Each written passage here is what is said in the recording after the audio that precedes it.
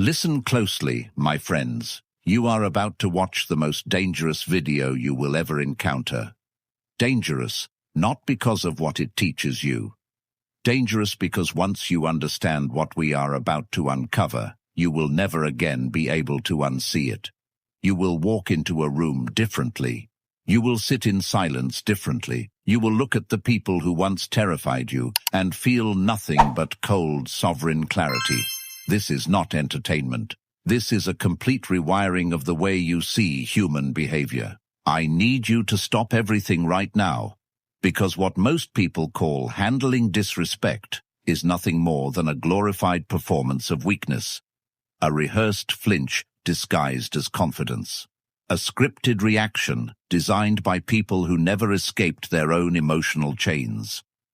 And today, for the first time, we are going to dismantle the entire architecture of human psychological warfare, lesson by lesson, using the most brutally effective wisdom ever recorded in human history. We are going back 2,000 years, to battlefields drowned in blood, to slave quarters where men learned to master their minds under chains, to the private journals of emperors who commanded armies of 1 million men, yet still fought the darkest battles inside themselves. Because those men, Marcus Aurelius, Epictetus, Seneca, Cato, faced the same thing you face every single day: human cruelty, social manipulation, public humiliation, private betrayal, and they discovered something the modern world still does not understand. Not a comeback, not a clever response, not a temporary strategy to win arguments. They engineered a complete psychological transformation, a state where insults lose their power, where manipulation stops working, where the chaos of other people can no longer enter your mind without your permission. This is the level of control they reached, and it terrified everyone around them. This video is 10 lessons. Each one is a scalpel. Each one cuts deeper than the last. And if you leave before the end, you will carry the wound but none of the cure. So make a decision right now. You either commit fully to this transformation, or you go back to living as a passenger inside someone else's emotional storm. The choice is yours, but choose fast, because the people trying to destroy your peace are already 3 moves ahead. Now, let us begin. Lesson 1. The Architecture of Insult. Why disrespect is never about you. Before we talk about what to do when someone disrespects you, we need to talk about what is actually happening. Because right now, you have it completely backwards, and this backwards understanding is costing you your peace every single day. Imagine ancient Rome. The year is 161 AD. Marcus Aurelius has just been handed the throne of the most powerful empire in human history. 70 million people, stretching from Scotland to Mesopotamia. He has armies, senators, philosophers, and assassins, all circling him simultaneously. And what does this man, the most powerful human being alive, write in his private journal? He writes, "Begin the morning by saying to yourself, I shall meet with the busybody, the ungrateful, arrogant, deceitful, envious, unsocial." He was the emperor, and yet he still woke up every morning knowing he would be surrounded by people who would demean him, manipulate him, lie to him, and envy him. The difference between Marcus and every other person in history was not that he avoided disrespect. The difference was that he understood its true origin. Disrespect is never a verdict, it is a symptom. When a doctor sees a patient with a fever, the doctor does not take the fever personally. The doctor understands the fever is a signal, a symptom of an underlying disease. The fever is not about the doctor. The fever is about the patient's internal condition. The moment someone disrespects you, the sarcastic jab, the condescending smirk, the deliberate dismissal, they are not offering you a measured critique of your worth. They are showing you the fever of their internal disease. Epictetus knew this in a way that would shatter most modern minds. Epictetus was born a slave. He was owned by a man named Epictetus, a notoriously cruel master who, according to ancient accounts, once twisted Epictetus's leg for amusement and broke it. And as the bones snapped, Epictetus looked at his master calmly and said, "I told you it would break. No rage, no pleading, no humiliation. Because Epictetus had understood something at the deepest possible level. His master's cruelty was not a statement about Epictetus's worth. It was a confession of his master's poverty, a poverty of character, of humanity, of soul. You've spent 3 weeks preparing a proposal. You walk into the boardroom. You begin presenting. And within 90 seconds, your colleague, the one who smiles at you in the hallway every morning, cuts you off, dismisses your data, makes a joke at your expense in front of the entire team. Your face burns, your chest tightens, your mind screams at you to defend yourself. But here is what you do not know in that moment. That colleague went home 2 nights ago to an empty apartment. Their partner left them 6 months ago. They haven't slept well in weeks. They walked into that boardroom carrying the invisible weight of a life that feels like it is collapsing. And you, your confidence, your preparation, your competence, was a mirror that showed them everything they were not. Their insult was not an attack. It was a desperate scream from a drowning person who needed to pull someone else underwater just to feel like they were still breathing. This is not about making excuses for toxic people. This is about liberating yourself from the prison of taking their behavior personally.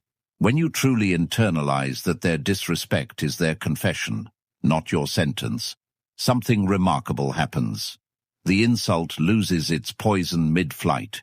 It arrives, and you are simply unmoved.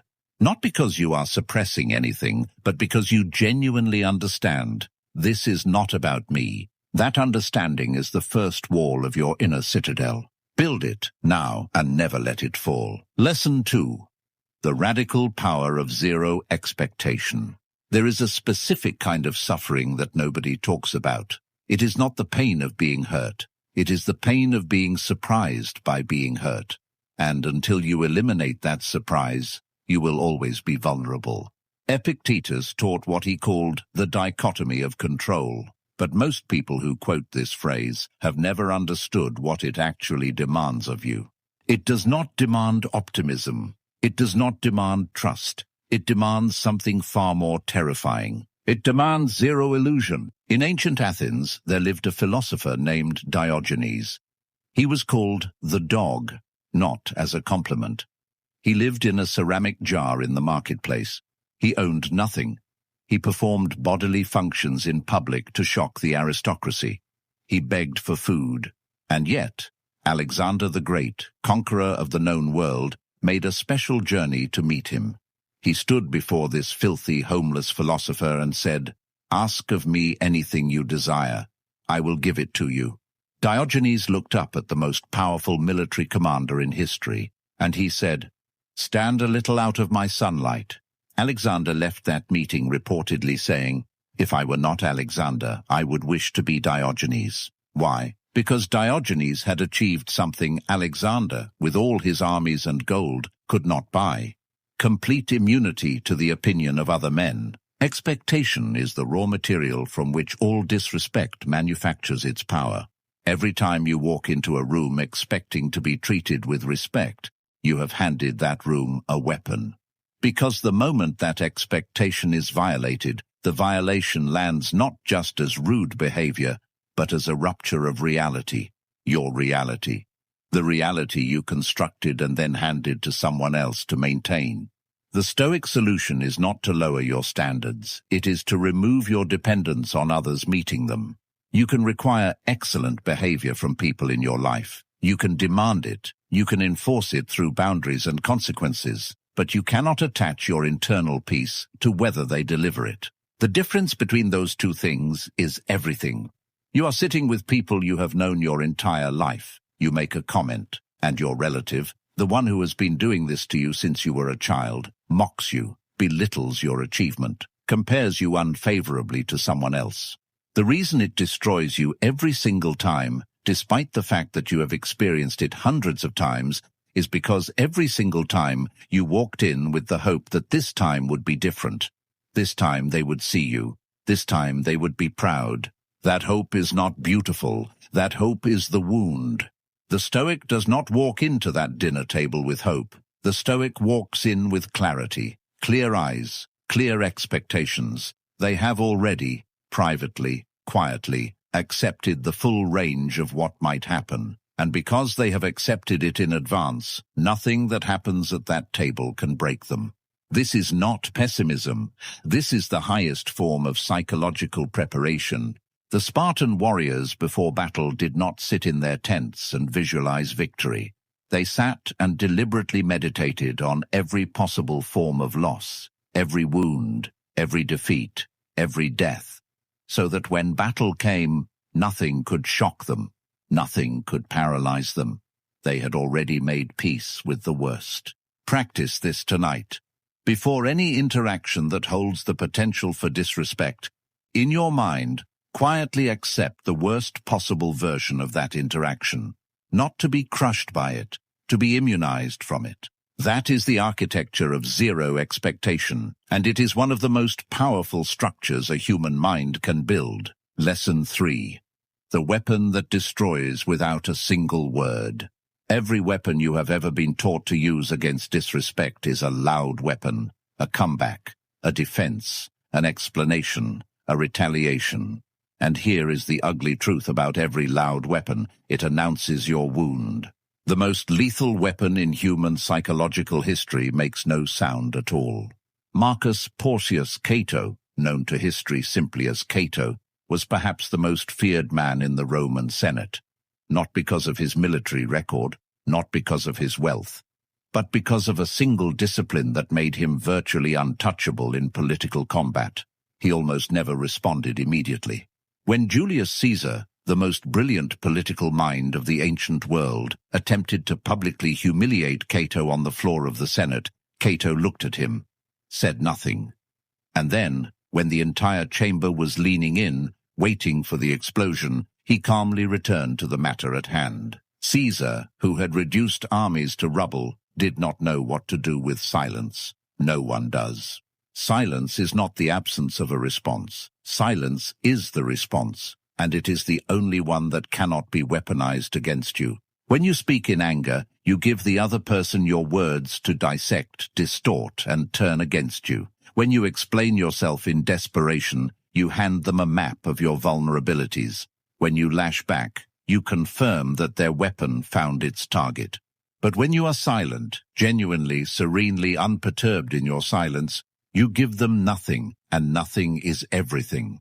Imagine you are at a social event. Someone makes a cutting remark about you in front of a group. Everyone turns to watch your reaction. The disrespectful person is already smiling, because they know the next few seconds belong to them. In that moment, most people make one of two catastrophic errors. They erupt. They say something cutting back, and the room watches two people exchange venom, and everyone goes home talking about the fight. Or they laugh it off nervously, collapse inward, say, "Haha, yeah, you're right," and spend the next 3 days replaying the moment, wishing they had said something different. The third path, the Stoic path, is one neither of them saw coming. You hold their gaze for exactly 2 seconds longer than is comfortable, not glaring, not smiling, just looking, with the calm, clinical detachment of someone observing something mildly interesting. And then you continue with whatever you were doing before they spoke. No reaction, no acknowledgement, no fuel. The room watches, and something shifts. Because in that silence, it becomes clear to everyone present that the person who made the remark was trying to pull a lever, and the lever is not connected to anything. Cato once said, "I begin to speak only when I am certain what I will say is better than silence." Measure every future response against that standard. Most of what we say in moments of conflict does not clear that bar, and when it does not, close your mouth. Let the silence work. The room always fills the vacuum, and the disrespectful person will always fill it worse than you ever could. Lesson 4. The psychological sentence that ends every attack. We have been building to this. Everything in the previous 3 lessons, understanding the origin of disrespect, eliminating expectation, mastering silence, has been preparation for this single weapon. One sentence, forged in Stoic philosophy, tested across 2 millennia of human conflict. Are you ready? Because this will change how you move through the world forever. In Marcus Aurelius's private journal, The Meditations, he wrote something that most scholars overlook because it sounds deceptively simple. He wrote, "When you wake up in the morning, tell yourself, the people I deal with today will be meddling, ungrateful, arrogant, dishonest, jealous, and surly. But I have seen the beauty of good and the ugliness of evil, and have recognized that the wrongdoer has a nature related to my own." That last phrase is the key, a nature related to my own. Marcus, emperor, philosopher, general, looked at the people who disrespected him and said, "You are made of the same material I am. You are suffering the same fundamental human condition I am. The difference between us is not what we are. It is what we have chosen to do with what we are." From this position, seeing the shared humanity of even the most toxic person, a question emerges that is not confrontational. It is not retaliatory. It is devastatingly clear. When someone disrespects you, after the pause, after the silence, you look at them with calm, level eyes, and you ask, "Are you hoping for a reaction from me?" Let us break down exactly why this is psychologically annihilating for a toxic person. First, it is a mirror. In one sentence, you have dragged their unconscious tactic into full, blinding light. The manipulator operates in subtext. They rely on plausible deniability. "I was just joking." "You're too sensitive." Your question removes the subtext entirely. You have named the game, out loud, in front of witnesses. Second, it is unemotional. You did not snap. You did not plead. You did not defend. You asked a question with the calm of someone who is genuinely, clinically curious. This is catastrophic for the aggressor because their entire plan depended on triggering emotion.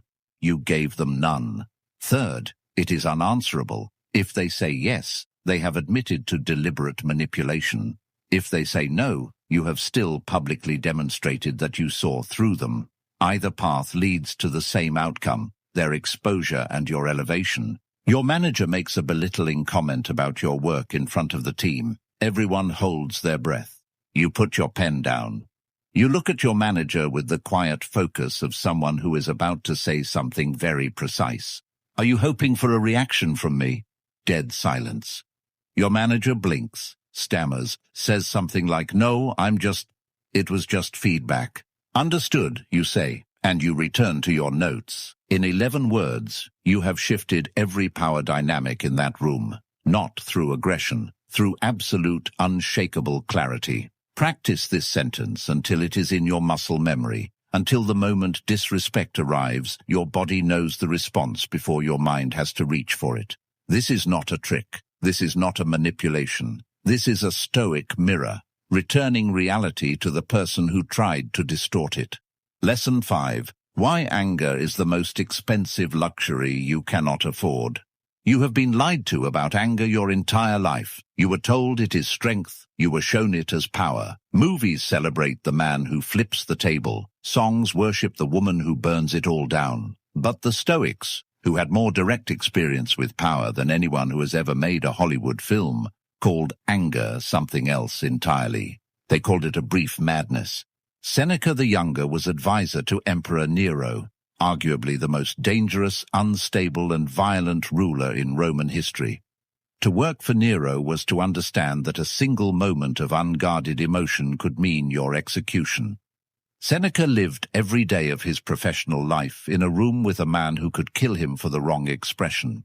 And from that lived experience, Seneca wrote the most comprehensive analysis of anger ever produced, a treatise called De Ira, on anger.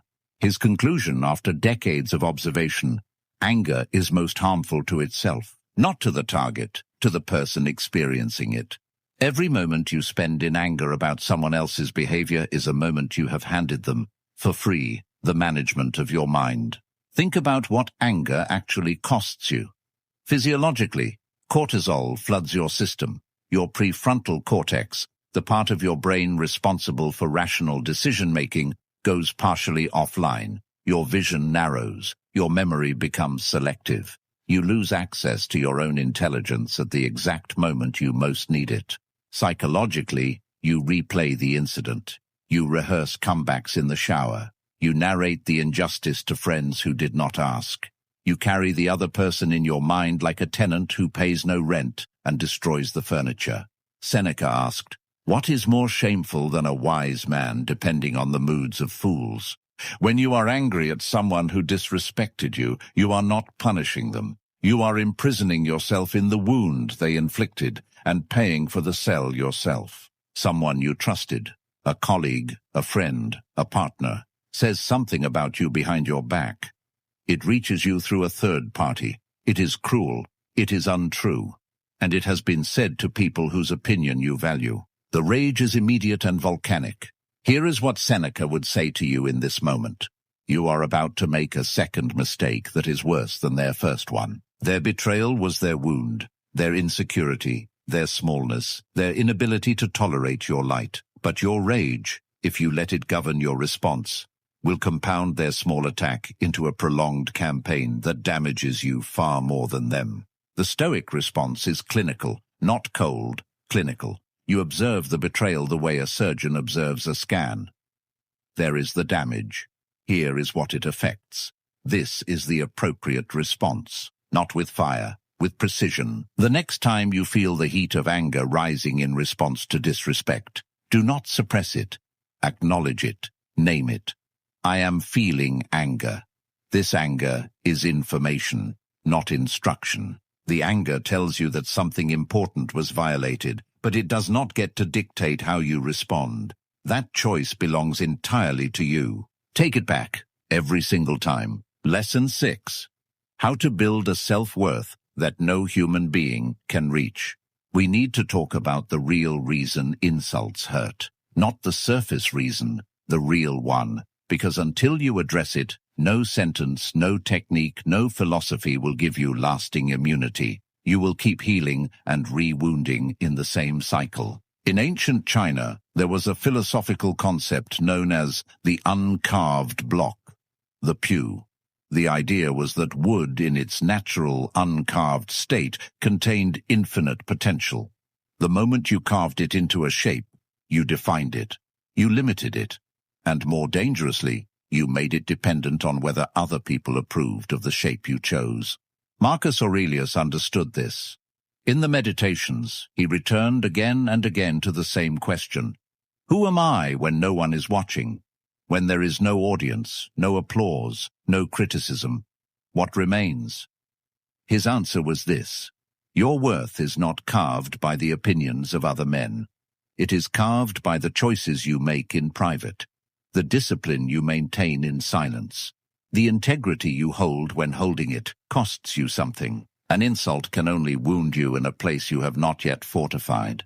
When someone calls you incompetent and you lie awake at night tormented by it, they did not create that wound. They found a wound that was already there, a doubt you held about yourself, a fear you had not yet examined, an empty space in your self-knowledge that their words rushed to fill. This is not a criticism, this is a gift of information.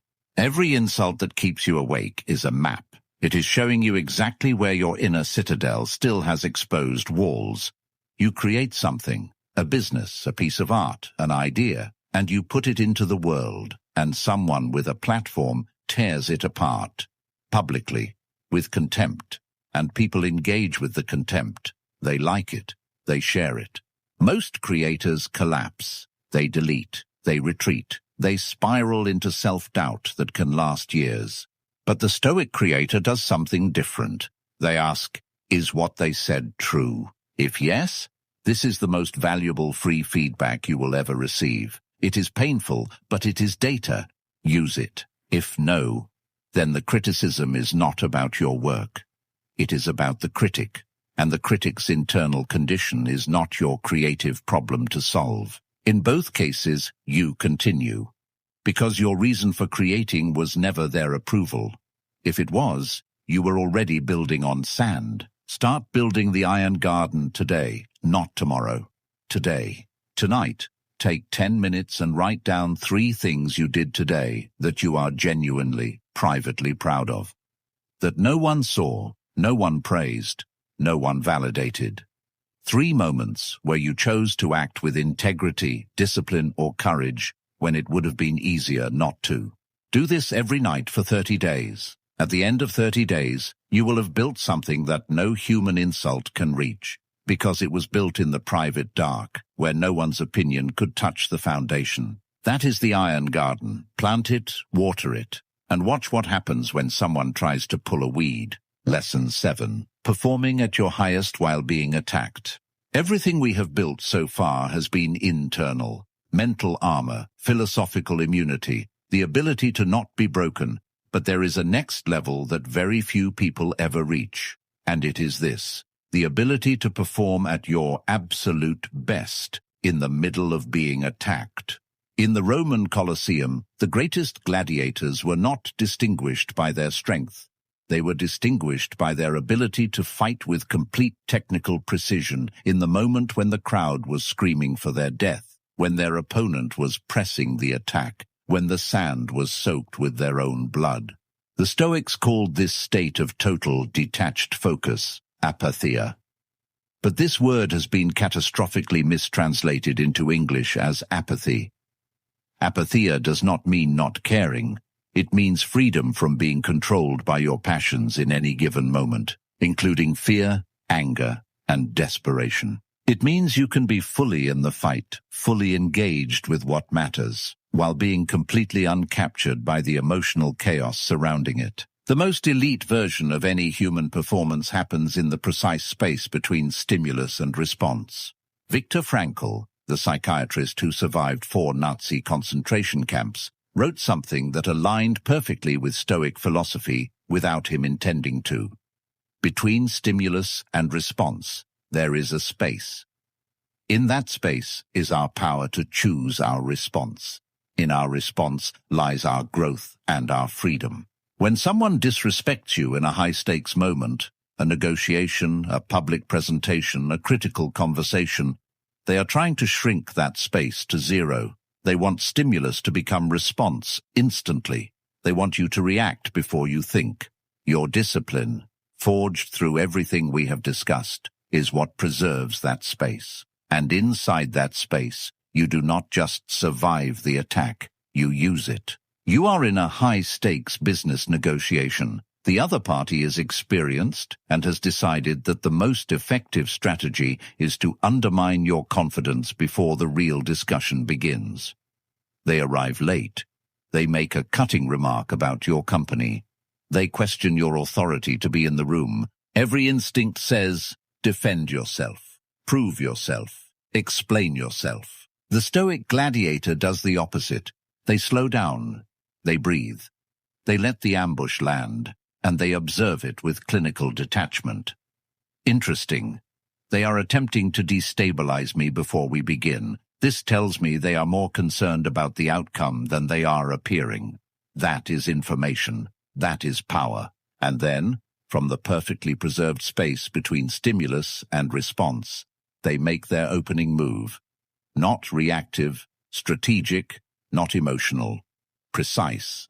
The attacker expected to find a person off balance. They found someone standing on bedrock. Train this space the way athletes train their bodies, deliberately, systematically. Every day you will encounter small moments where someone tries to shrink your response time. A curt email, a dismissive comment, a passive-aggressive text. Practice expanding the space in these small moments. Take the 3 seconds, breathe, observe, choose. Because when the high-stakes moment comes, and it will, your space will be wide enough to build an entire strategy inside it. Lesson 8. The slow, devastating consequence that changes everything. So far, we have been talking about the immediate moment of disrespect. What to think, what to feel, what to say.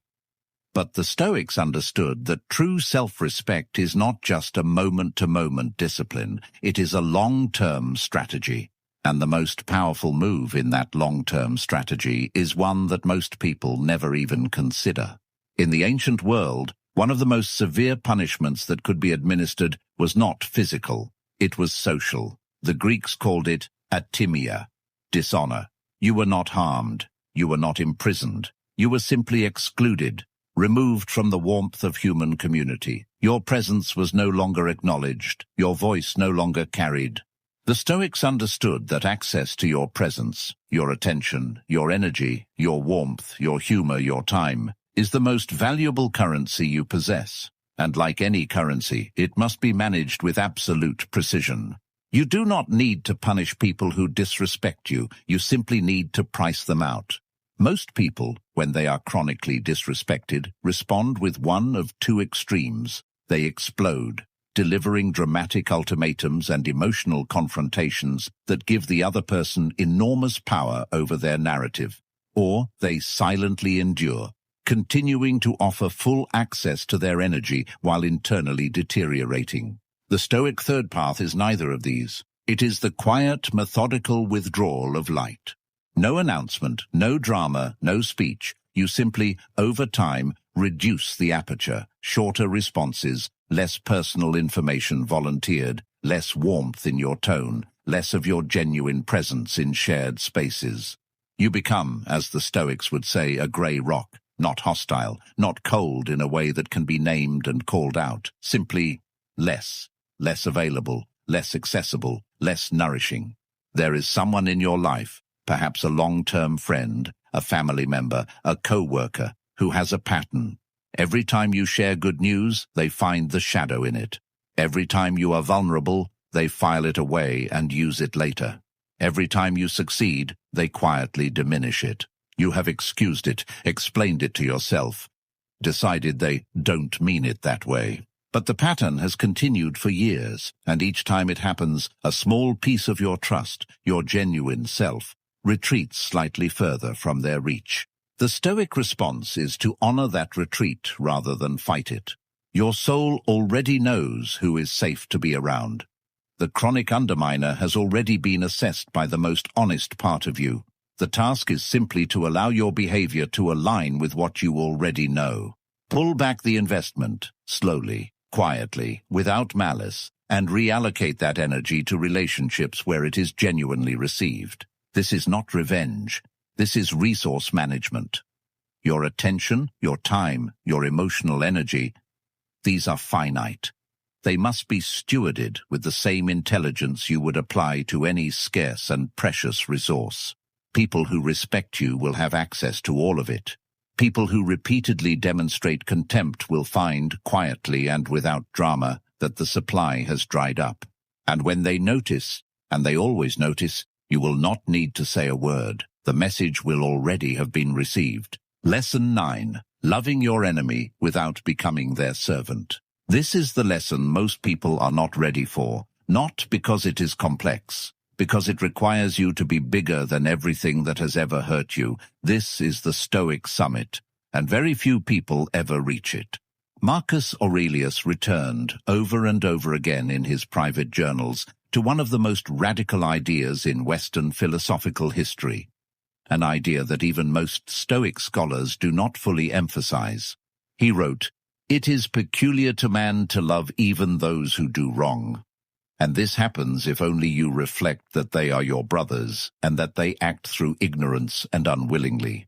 Marcus Aurelius, who had been lied to by senators, betrayed by generals, manipulated by political rivals for decades, was writing about loving them, not as weakness, not as doormat spirituality, not as a performance of virtue, as a deliberate, strategic choice to refuse the corruption that hatred offers. Hatred is not a weapon you aim at other people. It is a poison you drink yourself. When you carry active hatred for someone who has disrespected you, they live in your mind rent-free. You rehearse arguments with them in the shower. You craft the perfect takedown at 2 a.m. You filter your decisions through the lens of what would hurt them most. And while you are doing all of this, they are sleeping. They are living their life. They have moved on to their next victim and left you holding the burning residue of an interaction they barely remember. Every moment of genuine hatred you carry is a moment you have subtracted from your own life to enrich theirs. Scenario: the profound betrayal. Someone you loved, not just liked, but genuinely loved, betrayed you in a way that rearranged your understanding of who you were. A deep, fundamental betrayal that cost you years of rebuilding. The idea of extending anything resembling love or even neutral goodwill toward this person feels physically repulsive. Here is what Marcus would say. You are not extending warmth to them. You are extending it to yourself. The moment you genuinely release, not excuse, not forget, but release the need to maintain active resentment, you recover the enormous psychic energy that was being spent on the maintenance of that wound. You do not have to like them. You do not have to be near them. You do not have to trust them ever again. Wisdom demands none of those things, but the active cultivation of hatred, the daily tending of that fire. That is a cost only you are paying. The Stoic resolution is not forgiveness as most people understand it. It is something more precise, the recognition that the person who hurt you was, in that moment, acting from the deepest poverty of their nature. They could not do otherwise than they did, not because you excuse it, but because you understand that character is destiny, and their character produced exactly the outcome it was always going to produce. You see them clearly, without illusion, without hatred, and you step out of the story they are living and back into your own. That is the summit. That is where Marcus lived, and it is available to you. Lesson 10. Building a reality so full that disrespect becomes irrelevant. Every lesson in this video has been about defending something, protecting your peace, guarding your energy, holding your dignity, and all of that is essential. But we are ending somewhere different. We are ending where Marcus Aurelius himself always returned, not to the battlefield, but to the purpose. Because the ultimate answer to disrespect is not a better defense. It is a life so consumed by meaning that there is simply no room left for the wound. In 167 AD, while Marcus Aurelius was fighting the Marcomannic Wars on the northern frontier of the empire, simultaneously managing a plague that was killing thousands, a corrupt senate, a military rebellion, and the slow personal grief of losing several of his children, he wrote in his journal, "Confine yourself to the present. 2,000 years later, that is still the most radical productivity system ever written. Not manage your time, not optimize your workflow, not deal with the disrespect later. Confine yourself to the present, to what is in front of you, to the work that your highest self is called to do, right now." A person fully consumed by their purpose has no psychological vacancy for the opinions of their critics. Think about the greatest creators, builders, warriors, and philosophers in history, the ones who changed the world. Were they free of critics? Not at all. Socrates was executed by his critics. Galileo was imprisoned by his. Lincoln was despised and mocked by half the nation he was trying to save. What made them untouchable was not that they learned to handle the criticism better. It was that the work, the mission, the purpose, the thing they were built to do, was simply bigger than the noise. The criticism could not compete for mental space with the purpose, because the purpose occupied everything. Picture the version of you that exists 5 years from now. If you fully commit to everything in this video, you have built your inner citadel. You understand the origin of disrespect. You have mastered the pause, the mirror question, the silence. You have withdrawn your energy from environments that do not value it. You have released your hatred. You have built your self-worth from the inside. Now picture that version of you walking into any room. When someone makes a cutting remark, you hear it the way a mountain hears wind. You register it, you understand it, and you continue, unmoved. Not because you have trained yourself into emotional numbness, but because the wind does not matter to the mountain. The mountain has deeper business. You have deeper business. Your purpose, whatever it is, however clearly or unclearly you can currently see it, is the final and most complete answer to disrespect. Because purpose creates gravity. It pulls you forward even when every social force is trying to hold you back. It gives you a reason to get up from the wreckage that is more powerful than any wound. The Stoics did not merely teach philosophy. They lived it in the most brutal, high-stakes arenas of human experience, and the common thread across every one of them, the emperor, the slave, the statesman, the soldier, was this. They knew what they were for. and nothing could redirect them from it. Find what you are for, pursue it with everything you have, and watch how quickly the people who tried to reduce you become irrelevant, not through any action of yours, but simply because you have moved so far beyond the reach of their smallness that they cannot see you anymore. That is sovereignty. That is the Stoic life, and it has been waiting for you the entire time. You stayed. Most people did not. Most people clicked away in the first 2 minutes looking for a shortcut, a hack, a 30-second fix for a wound that took years to cut that deep.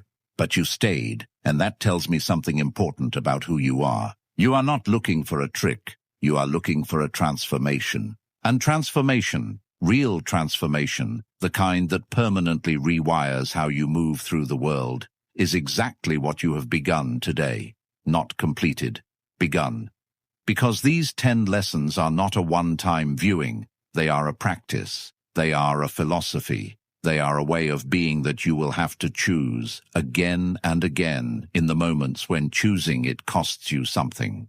The moments in the meeting room, at the dinner table, in the negotiation, in the aftermath of betrayal, in the 2 a.m. silence when the wound still burns. In every one of those moments, you now have something you did not have before, a framework, a language, a practice. And the knowledge that the greatest, most battle-tested minds in human history chose this path and became untouchable. Marcus Aurelius, Epictetus, Seneca, Cato, Diogenes. They are not legends because they were never hurt. They are legends because they refused to be defined by it. Now it is your turn. Go build your citadel. Go plant your iron garden. Go confine yourself to the present, to the purpose, to the work that only you were built to do. And the next time someone tries to disrespect you, let them. Let them try. Let them exhaust themselves against walls they cannot see. You will already be gone, already building, already free. I will see you in the next one. Stay.